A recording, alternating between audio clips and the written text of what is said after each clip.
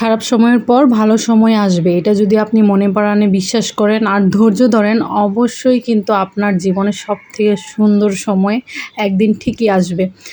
আসসালামু আলাইকুম, কেমন আছেন সবাই? আশা করছি সবাই অনেক ভালো। অনেক দিন পর আবার আরেকটি ব্লগ নিয়ে চলে আসলাম, আবার একটি ডেইলি ব্লগ নিয়ে চলে আসলাম। তো এই তো আমি, এটা ছিল বিকেল দিকে, বাদাম নিয়ে আসছিলো ইয়ানার আব্বু, ওই বাদামগুলো ভাজতেছি। তো আমাদের মানে ইয়ানার আব্বুর খুবই প্রিয় বাদাম। আমারও দেখা যায় বাদাম বাসায় ওইরকম প্রিয় না থাকলেও বাসায় থাকলে একটু পরপর খেতেই থাকি। ইয়ানারও খুব পছন্দ। তো এটা সুন্দর করে আমি ভেজে নিলাম, ভেজে একদম পরিষ্কার করে আমি বয়ামে ভরে রাখবো, কারণ দেখা যাবে এইভাবে রেখে দিলে ওরা প্রতিদিনই আমার ঘর একদম শেষ করে দিবে। দিনে ৩-৪ বার করে এমনিই ঝাড়ু দেওয়া লাগে, তখন আরও বেশি বেড়ে যাবে। তো যাই হোক, এখানে আমি সবগুলো পরিষ্কার করে নিচ্ছিলাম, ঝেড়ে ঝেড়ে বারান্দায় বসছি, তারপর বারান্দাটাও সুন্দরভাবে পরিষ্কার করে নিব। আসলে আমার বারান্দাটা পরিষ্কার করলে ২ দিনও যায় না, আবার ওই কার্টন দিয়ে ভরে যায়। দেখা যায় আমার প্রতিদিনই বাসার মতো এই বারান্দাও পরিষ্কার করা লাগবে, এই অবস্থা। তো যাই হোক, এটা ছিল তারপর দিন সকালবেলা কি করব নাস্তা ভেবে পাচ্ছিলাম না। তারপর পাউরুটি এর আগের দিন ইয়ানার আব্বুকে মানে বলে রাখছিলাম নিয়ে আসতে, তো ওইটা দিয়ে এখন অনেক দিন পর এরকম ব্রেড টোস্ট করব আর কি, পাউরুটি দিয়ে ডিম দিয়ে ভাজবো। এটা তো আমাদের বাঙালিদের একদম ইংলিশ খাবার নাস্তা বললেই চলে। তো এটা ইয়ানাও আবার খুব পছন্দ করে। তো আজকে ইয়ানাকেও এই নাস্তাই দিব, আর আমিও চা দিয়ে এটাই খাবো। তো এই তো আমি এখন মানে রুটিগুলো ভেজে নিব একটা একটা করে। আর যা বলতেছিলাম, আপনি যদি ধৈর্য রাখেন, আপনি যদি আল্লাহর উপর ভরসা রাখেন, ধৈর্য ধরে থাকবেন, অবশ্যই কিন্তু আপনার খারাপ সময় পার হয়ে যাবে। আর আপনার জন্য এরকম একটা দিন অপেক্ষা করছে, যার জন্য আপনি কল্পনাও করতে পারবেন না। আল্লাহর উপর ধৈর্য রাখলে, মনে বিশ্বাস রাখলে অবশ্যই কিন্তু খারাপ সময়গুলো পার হয়ে খুব সুন্দর একটা সময় আসবে ইনশাআল্লাহ।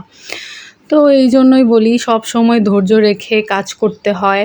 তো আমিও তাই ব্যতিক্রম নই, অনেক ধৈর্য ধরেছিলাম। আল্লাহ এই তো ধৈর্যের ফল আমার আল্লাহর রহমতে অনেক ভালো দিয়েছে, অনেক সুন্দর একটা দিন দিয়েছে, যা আমি কল্পনাও করিনি কখনো। যাই হোক, চেয়েছিলাম এরকমই, তার থেকে অনেক বেশি পেয়েছি আলহামদুলিল্লাহ। তো এই তো আমি এখন চাটাও করে নিলাম। তো চা তো আমার খুব প্রিয়, একদম সকালে উঠে ১ কাপ চা লাগবে। চা না খেলে তো সকালে মানে কোনো কাজে হাত দেওয়া যাবে না, এরকম অবস্থা, শরীর যেন কেমন লাগে। যাই হোক, সকালে নাস্তা-টাস্তা করে ইয়ানাকেও খাইয়ে ইয়ানা এখন খেলা করছে, আর এই যে আমি মোছামুছির কাজ।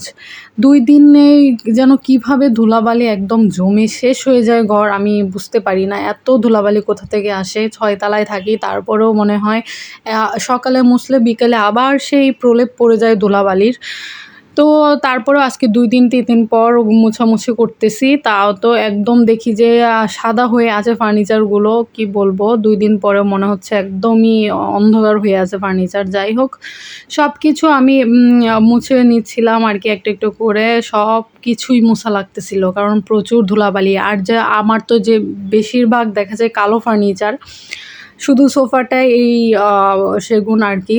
তো আর সবগুলোই তো কালো, তো ওইগুলোতে একদম বেশি বোঝা যায় ময়লা পড়লে। আর এই যে আমার একটা গাছ ছিল এখানে, গাছটার মধ্যেও দেখি ময়লা পড়ে গেছে কিছুদিন ধরে না মোছার কারণে এই অবস্থা। এই তো আমি একটা একটা করে এখন মানে সবগুলোই মুছে নিচ্ছিলাম। আর ওইরকমভাবে তো সব কিছু শেয়ার করা যায় না, দেখা যায় ক্যামেরার সামনে যতটুক না পারবো বা আড়ালে তার থেকে তাড়াতাড়ি হয়ে যায়। দেখা যায় ১ ঘন্টার কাজ, আধা ঘন্টার কাজ আমার ১ ঘন্টা ১.৫ ঘন্টা লেগে যায় ক্যামেরার সামনে করতে। আর এভাবে তো আমরা তাড়াতাড়ি করে ফেলি। আসলে ব্লগিং করাটা যে খুব সহজ, আল্লাহ কি বলবো, যারা করে তারা জানে। যারা সুন্দরভাবে প্রপারলি সকাল থেকে মানে শেয়ার করার চেষ্টা করে তারা জানে। এইজন্য তো দেখা যায় প্রতিদিন শেয়ার করা হয় না, কিছুদিন পর পর একটা একটা করে ব্লগ।